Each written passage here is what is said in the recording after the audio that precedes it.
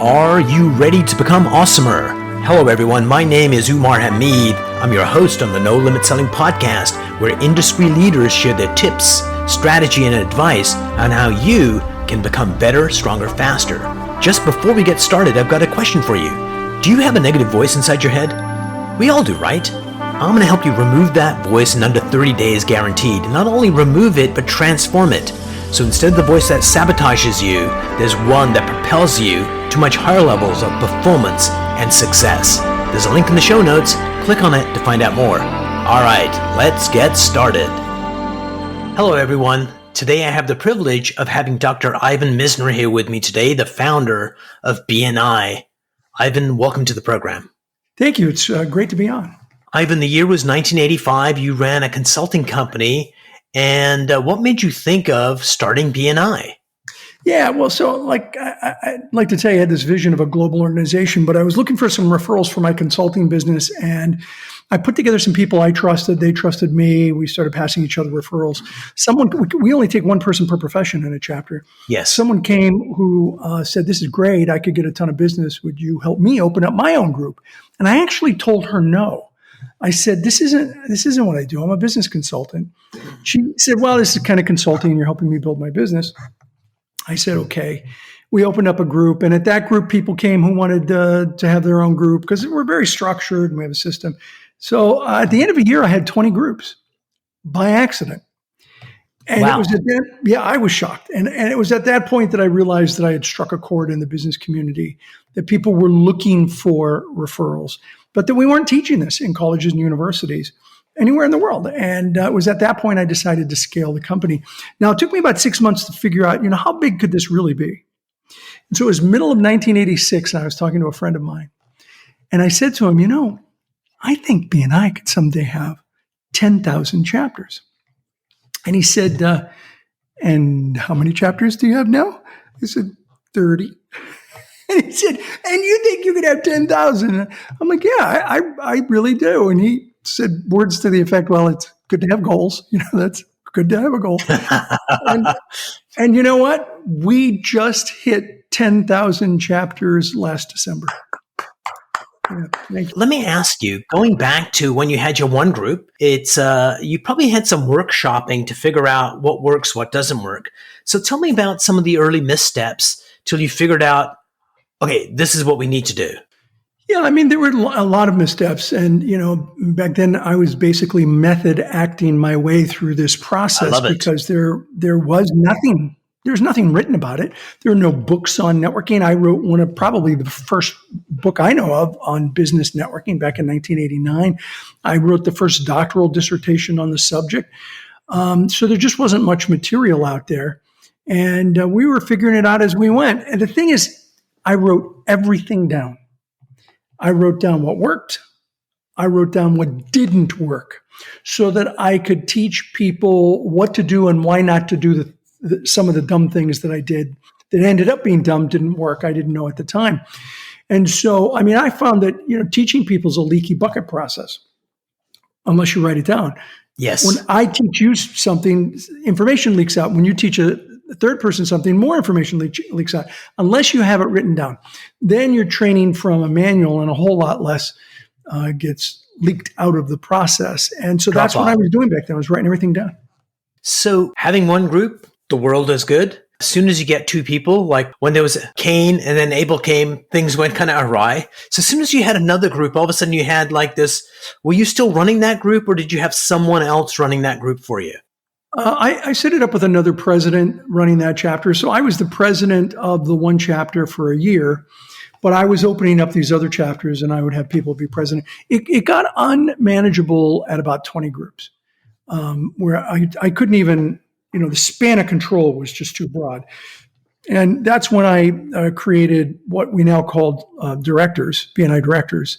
At the time we had a different title, but to experiment with that to see how it would work out. And, I was writing things down. I followed Michael Gerber's advice from the book, The E-Myth, where he said, write everything down as though you plan on franchising your business, even if you never plan on franchising your business. And I thought, well, I'm never going to franchise this, but I'm going to write it all down. And, after a few years, I thought, why can't I franchise this? And that's exactly what BNI is we're the master franchisor. And so many, over 1,000 regions around the world that basically are locally owned and operated. Nice. So one of the things that's really bad about BNI is the structure of it. And the thing that is like the most important thing of BNI, the reason it's successful is the structure. So how do you balance the two without, you can't have, like the thing you said right at the beginning, I wrote this stuff down, which most entrepreneurs would not do because, why would you ever do that? But that's how you get greatness and improvement. So tell me about how you really got franchisees to really stick with and embrace the process, because that's the magic of the organization. Yeah. Well, so that's a great question. And very few people, by the way, ask me that topic. I want to talk about that topic. So look, the truth is, if you want to be successful in business, you got to have systems and processes and rules and policies. You got to have them. Come on. Hockey without rules would be boxing on ice, right? Yes. You got to have rules. The thing is, it's how do you apply those rules? And so we try to teach our directors and our leadership teams, the people who run an individual chapter, that you apply the rules more like Mandela than Attila. It's got to be tough love, but you got to show that you care. You got to be there to help people. And they have to understand the why before you tell them the how. Thank you so much for saying that, because people miss that point all the time. They do. And, like attendance, that's one of our policies. If you can't be there, you're not going to get business. Now, right now, it's all by Zoom. But if you're not at the meetings, you're just going to be out of people's minds and you're not going to get referrals. And so we have, a certain amount of attendance, a certain amount of meetings. And if you miss more than that, we're going to open your classification to someone else. But we have to explain why. We can't just say, this is it. If you don't show up, we're going to let you go. So what we've try to do is to tell people, here's why. That if you miss, as a matter of fact, we used to have some chapters. When I first started, we had some chapters that met twice a month instead of every week. The chapters that met twice a month passed 52% less referrals than the chapters that met every week. That's huge. Yeah, that's pretty, sharp evidence. And so we then told people, look, you want to double the number of referrals, you got to meet every week.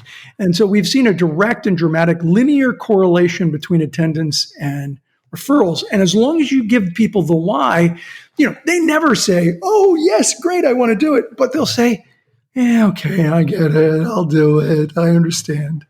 So, Ivan, what's kind of interesting to me is were you ever in the armed forces? I was not, no. At least not in this lifetime, maybe in some previous lifetime. I was Attila the Hun in a previous lifetime, but that's another story. But what's kind of interesting is you get an average American kid who is pretty much selfish. They go to the military, and for themselves, they may not do a lot. But for the people in their troop, they will risk their lives and do heroic things. And coming back to BNI, like if you're not there, you can't get your referrals. But when you're not there, you're robbing the other 15 members from the connections you have. Exactly. Which has an impact as well. Yeah. On the whole group. Yeah, absolutely. That's, I think, the magic of BNI is that having to come every week and building those connections and those bonds is critical, especially in this day and age where for a lot of people, things are going sideways with their businesses, with the pandemic. But when you have that group of trusted people that have your back, it just allows you to go further and keep on going as opposed to giving up. Right. Have you heard any of those stories from your believer that hope? Yeah. Listen, I believe that hope is more powerful than fear. And that during times like this with COVID, you need your network more than ever. You need your network. That's not the time to abandon your network. That's the time to really embrace your network. And during COVID, the absolute, BNI has been around 36 years. The craziest year I've ever experienced. Our members passed over 12 million referrals worldwide. Wow. And generated 16 billion billion with a B, 16 billion US dollars worth of what we call thank you for closed business, which is the amount of business they generated for themselves, for the membership. 16 billion in referral business in 1 year. During COVID, there are companies that are alive today because of their engagement in their network, in their BNI group. Brilliant. You probably have territories where you have a group that's doing really, really well and another group that's not doing as well. Do you have troubleshooters that go out? Because sometimes the regional people may not be able to figure it out. Do you workshop it? How do you, I'm sure this tried and true, you guys are doing this wrong, you need to do better, but there's also that human element. So how do you handle those groups that should be doing better but are not? Yeah, so I mean, it's like herding cats when you're trying to manage entrepreneurs. We train our director teams on how to manage groups like that. And my advice to directors is to always start with the why, and to let them know that you're there for them. I mean, you can't push a noodle. You can't make people do something that they just won't want to do. And sometimes we run into B&I groups that are like, hey, we're happy. It's all good. You good? Yeah, it's okay. And, why accept mediocrity? Yeah. When complacency is an option. And so Yes. We train them to go and say, look, excellence is an option. When you're ready, we're ready to help you. And when you do that enough with a group, you eventually get somebody who says, yeah, I'm ready. What do we need to do? And then you take that one person, you put them in a leadership role, you train them, and you have them help you so that it comes from within the group as opposed to, above the group. Yeah, forcing it down. So, Ivan, tell me about a particular addition to the B&I experience, maybe not COVID related, but before then, that made the entire company better. Like, I'm sure it's something that you're always looking to improve the process. So tell me something that you guys did in the last 5 years to improve B&I or the experience. And then let's talk about COVID afterwards, what you've done recently. Well, I think one of the biggest things, more than five, but I'll start with one that was within the last 5 years, is that we moved all of our referral generation to a mobile app. So you could literally give referrals, receive referrals, track referrals right off your telephone at a meeting. And that made things a whole lot easier for a lot of people. But I would say no more NCR paper. Oh God, we were paper driven just 10 years ago. So we've made massive advancements in the last 10 years. I think one of the biggest changes we made was before that, where it was sort of a BFO for us, a blinding flash of the obvious. I've written 26 books. I've been an author for entrepreneur.com for almost 20 years. Wow. And 19 years, I think it is. And so there's just so much content.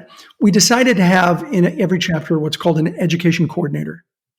And the education coordinator's job is to share content with the members. To share the stuff. I've got over 600 podcasts, bnipodcast.com. So there's so much content that the education coordinators now, they spend about 5 minutes at every meeting, recommending a podcast, talking about the podcast, giving, some reading for people to do. And one of our core values is lifelong learning. So this is all part of that lifelong learning process. And incorporating that into a meeting was just so obvious. I don't know why we didn't think of it from the beginning. Oh, well, we didn't think of it from the beginning because there was no content, but we went a number of years without that. That's brilliant. And I think that's part of the thing is to just look at how we can improve stuff. Because if something isn't growing in terms of value, it's shrinking.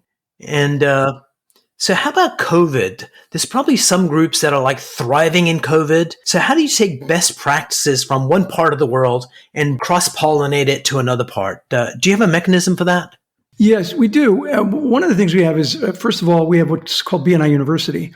So wherever we implement something in one country, it is, not instantaneously, but pretty close to instantaneously done globally because we're in 70 countries. When we had to make the transition to in-person meetings to Zoom meetings, my CEO for BNI, I no longer run the day-to-day operations. I'm sort of the Colonel Sanders of BNI, I'm the spokesperson for the company. But my CEO, he was looking around a corner. He saw this coming. He flipped all of China to online in January of last year. In January. He flipped Italy in February, early February, most of Europe in the rest of February, and then worldwide by March of 2020, We had 9,000, at the time we had 9,700 chapters. We moved all 9,700 chapters to online by the end of March of 2020. So we experimented as we did. Did you guys get a brilliant? So let me ask a question first, and we'll go back to that. What? So could you repeat that? Sure. Do you have a master Zoom account, or does every chapter have their own? We literally have almost 10,000 Zoom accounts. It's probably better that way. Zoom likes us, I would assume. Brilliant. Have you guys learned in that Zoom experience, like one of the learnings that made the Zoom meeting better? Well, one of the things that we discovered, because if you go to an online BNI meeting, you'll recognize a BNI meeting. It's very much a BNI meeting. But there, are some elements of it that didn't translate from in-person to online. One of them is the open networking. So, the first 15 minutes of all chapters is just open networking. You mix, you mingle, you shake hands.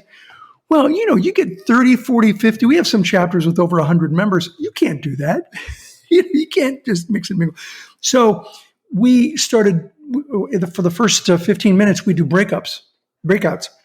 So we'll have 3 to 5 people, and they talk.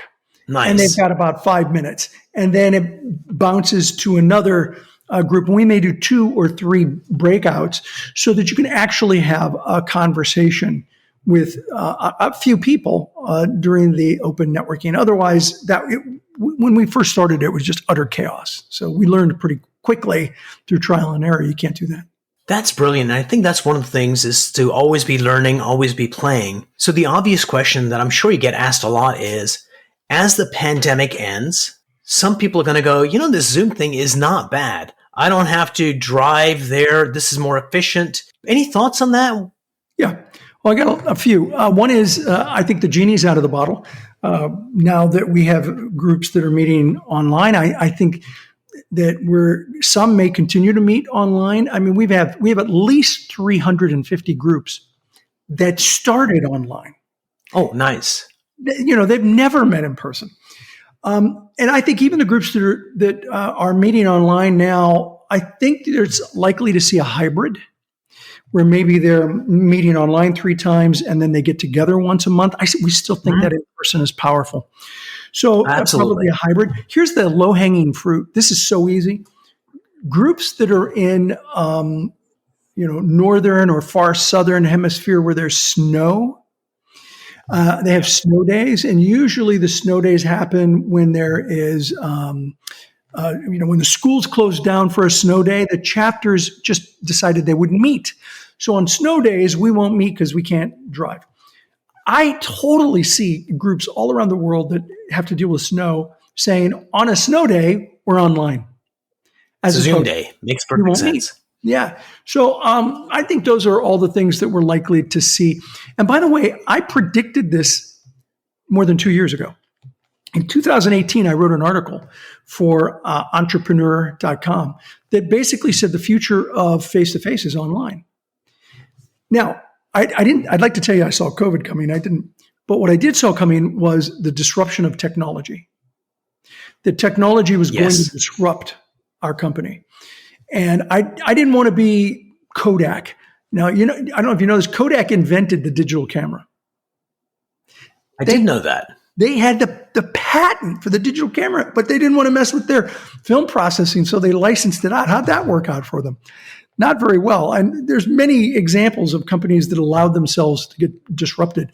And so I started in 2017 talking about technology being a disruptor to us, and we needed to be prepared for that.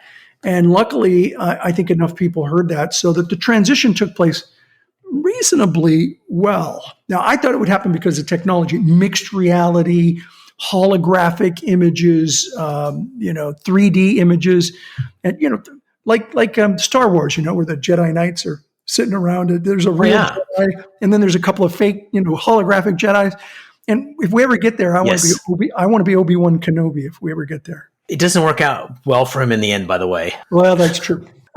So here's what I think. I think that many times when I meet on Zoom with someone, I am more present for that meeting than if I was at a restaurant and there's people walking by and a pretty girl walking by and I'm checking my watch and I'm doing a bunch of stuff, that there's more presence in a virtual connection sometimes than there is in the real world. Any thoughts on that? Yeah, it might be true one-to-one. I could see where that's the case. In a group, I don't think that's true. And I think it's one of the things that we really have to have regular conversations on is be present. Because, if you're in a group of 50 people online and I'm muted, I could be texting and you'd never know. Heck, I could be doing my email and you'd never know. And so we are regularly saying to people, look, you got to give everyone your undivided attention in the same way that you want them to listen to you when you're talking. You've got to be listening to them when they're talking. And that's a work in progress, I think, for any group that is meeting online. I would think so. So as you look into your crystal ball and we move forward, we come out of COVID and technology is improving as we go. So where do you think we're going to be in 5 years? Where's BNI going to be in 5 years? Well, I think within 8 years, we're going to be seeing the technology that will just make this so incredibly commonplace. Linden Labs, just 2 years ago, 2.5 years ago, said that the mixed reality technology within 10 years will be as commonplace as an iPhone. And when that happens, I think we're going to see a huge number, the overwhelming majority of networks meeting online. I'd like to see us continue with those anchoring the meetings with a maybe monthly in-person meeting or quarterly in-person meeting, because I always believe I started it as an in-person face-to-face meeting. I think there's still power to that. We're doing this with the technology that is amazing today. I couldn't have done this in 1985. If we'd had COVID in the early days of BNI, I'd be out of business. Love the technology. But I think nothing beats shaking someone's hand and, looking them in the three-dimensional eyes and having a conversation. Yep. So I think we're going to see more of this, not less. It might go back once COVID has passed us, but I think it's headed nowhere but forward. I think so. Congratulations on going past the 10,000 chapter mark. That's a huge milestone. Thank you. And thank you so much for sharing your wisdom and your time with us today. I really appreciate it. Well, I appreciate the invitation. And if I can just leave you with one last thought, and that is that your network, whatever network you have developed, your network is a beacon of light in a sea of fear. It is a beacon in a sea of fear. And I have just seen so many people in my organization who have gotten through COVID because of the emotional support and the referral support that they've received. And so now more than ever, you need to be working on building those relationships. I'm seeing more one-to-ones being done online than I did prior to COVID. And I think that's I think the reason why we generated so much business, because they're continuing to develop their personal networks. Brilliant. Thank you so much. And looking forward to our next conversation. My pleasure. And anyone that's interested, bni.com, you can go there. And we're going to put all the links down there and some of the links to your articles as well. Great. And ivanmisner.com is my blog. If you want to put that link up, it's all free stuff there.